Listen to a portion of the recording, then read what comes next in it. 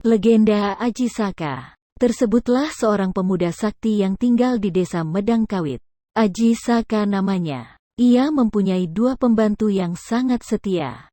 Dora dan Sembada nama keduanya. Suatu hari Aji Saka berniat ke wilayah Medang Kamulan.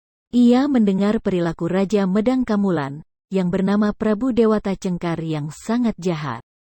Prabu Dewata Cengkar gemar memangsa manusia. Setiap hari ia harus makan daging manusia. Patih Medang Kamulan, yang bernama Jugul Muda harus sibuk mencari manusia, untuk dipersembahkan kepada rajanya yang sangat kejam itu. Rakyat Medang Kamulan sangat ketakutan, dan mereka memilih untuk mengungsi dari Medang Kamulan, dibandingkan harus menjadi santapan Prabu Dewata Cengkar. Aji Saka berniat menghentikan kekejaman penguasa kerajaan Medang Kamulan, yang gemar memakan manusia itu untuk selama-lamanya. Dalam perjalanan menuju kerajaan Medang Kamulan, Aji Saka dan dua pembantunya tiba di daerah Pegunungan Kendeng. Aji Saka meminta Sembada untuk tinggal di daerah itu, dan menyerahkan keris saktinya. Katanya, "Kutitipkan keris sakti pusakaku ini kepadamu. Sekali-kali jangan engkau serahkan keris sakti pusakaku ini kepada siapapun kecuali hanya kepadaku saja. Aku sendiri yang akan datang mengambil keris pusakaku ini." Sembada mengiyakan pesan Aji Saka. Aji Saka bersama Dora melanjutkan perjalanan.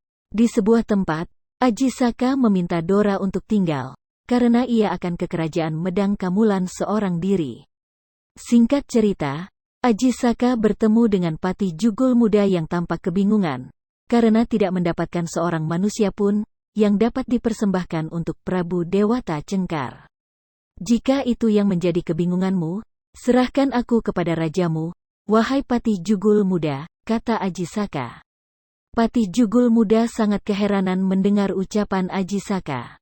Jika orang lain akan lari terbirit-birit jika hendak dijadikan korban guna memuaskan nafsu Prabu Dewata Cengkar itu, Aji Saka malah menawarkan dirinya. Patih Jugul Muda lantas membawa Aji Saka ke istana kerajaan Medang Kamulan. Berbeda dengan orang-orang lainnya yang sangat ketakutan ketika dihadapkan pada Prabu Dewata Cengkar, Aji Saka tampak tenang. Sama sekali ia tidak menunjukkan ketakutan. Katanya di hadapan Raja Medang Kamulan yang sangat kejam itu, "Sebelum hamba paduka makan, perkenankan hamba mengajukan satu syarat terlebih dahulu." "Syarat?" Prabu Dewata Cengkar melototkan kedua bola matanya. "Syarat apa yang engkau kehendaki?" "Hamba meminta imbalan tanah seluas surban yang hamba kenakan ini," jawab Aji Saka. Tak terkirakan gembiranya hati Prabu Dewata Cengkar mendengar syarat yang diajukan Aji Saka. Syarat yang sangat mudah menurutnya. Hanya dengan memberikan imbalan tanah seluas surban yang dikenakan Aji Saka, ia telah dapat memangsa Aji Saka. Maka katanya kemudian dengan wajah berseri-seri, "Aku akan penuhi permintaanmu. Lekas engkau buka surbanmu itu dan gelarlah. Aku telah sangat lapar." Aji Saka membuka surbannya dan mulai menggelarnya. Sangat mengherankan, surban itu ternyata sangat panjang. Surban seolah-olah tidak putus-putusnya digelar, hingga wilayah kerajaan Medang Kamulan pun kurang panjang. Surban bagai terus memanjang, hingga membentang dari istana kerajaan menjangkau wilayah gunung, sungai, hutan, dan bahkan hingga ke lembah. Semua tidak menyangka jika surban yang dikenakan Aji Saka itu begitu panjang lagi luas. Begitu pula dengan Prabu Dewata Cengkar tidak menyangkanya. Sesuai perjanjian yang telah disepakati, Prabu Dewata Cengkar yang akan menyerahkan tanah seluas surban yang dikenakan Aji Saka. Itu berarti wilayah kekuasaan Prabu Dewata Cengkar diserahkan kepada Aji Saka. Prabu Dewata Cengkar pun sangat murka. Ia langsung menangkap Aji Saka untuk dimangsanya. Namun, Aji Saka bukan pemuda sembarangan. Ia bisa menghindari serangan tiba-tiba Prabu Dewata Cengkar itu. Sebaliknya, Prabu Dewata Cengkar tidak berdaya ketika terlilit surban Aji Saka. Meski telah meronta-ronta sekuat tenaga, Prabu Dewata Cengkar tidak dapat melepaskan diri dari lilitan surban. Semakin keras ia berusaha melepaskan diri, semakin kuat ia terbelit surban Aji Saka. Dengan kesaktiannya, Aji Saka mampu melemparkan tubuh Prabu Dewata Cengkar ke Laut Selatan. Seketika itu Raja Medang Kamulan, yang gemar memakan daging manusia itu menemui kematiannya. Tak terkirakan kegembiraan rakyat Medang Kamulan, setelah mendengar kematian Prabu Dewata Cengkar.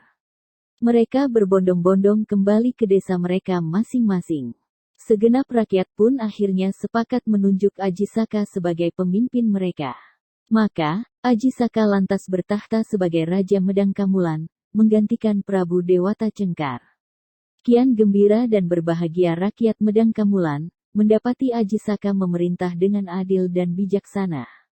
Pada suatu hari, Aji Saka teringat pada keris sakti pusakanya, yang masih ditinggalkannya di pegunungan Kendeng, yang dijaga Sembada. Ia lantas memerintahkan Dora untuk mengambil keris pusakanya itu. Berangkatlah Dora memenuhi perintah Aji Saka. Bertemulah ia dengan sahabat dekatnya, yang masih tetap setia berada di pegunungan Kendeng. Setelah berbincang-bincang melepas kerinduan, Dora menyatakan maksud kedatangannya. Aku diutus junjungan kita, untuk mengambil keris pusaka yang dititipkannya kepadamu. Sembada sama sekali tidak curiga mendengar ucapan Dora. Namun, ia tidak bisa menyerahkan keris pusaka milik Aji Saka, kepada sahabat dekatnya itu.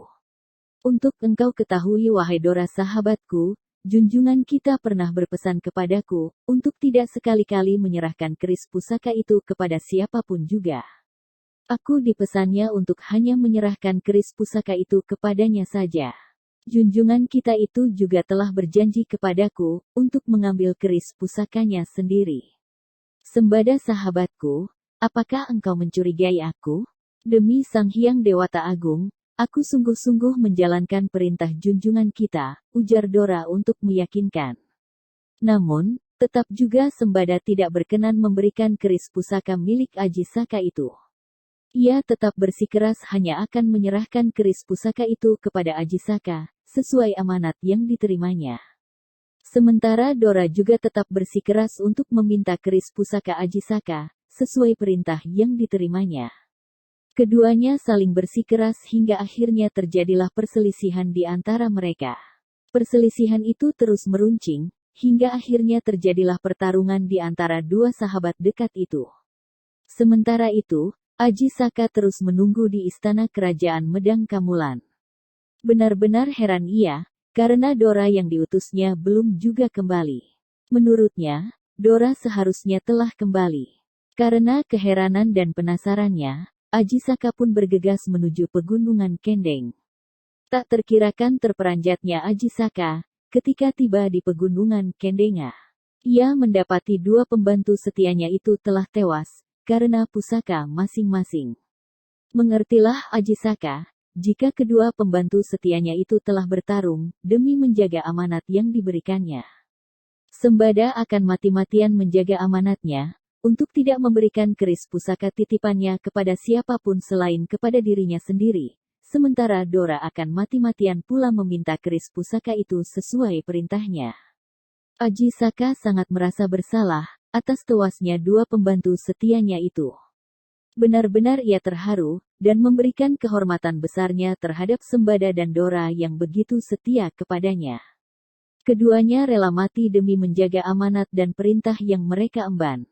Sebagai wujud penghormatannya atas kesetiaan dua pembantunya, Aji Saka lantas menuliskan huruf-huruf di atas batu. Bunyi tulisan itu adalah, Hanaka Rakadata Sawala Padayayanya Maga Batangal. Makna tulisan itu adalah ada utusan itu, saling bertengkar, keduanya, sama-sama sakti, keduanya pun, mati bersama. Tulisan Aji Saka itu kemudian dikenal dengan nama, Carakan dan menjadi asal mula huruf Jawa yang hingga kini masih juga menjadi tulisan, dan juga bacaan orang-orang Jawa.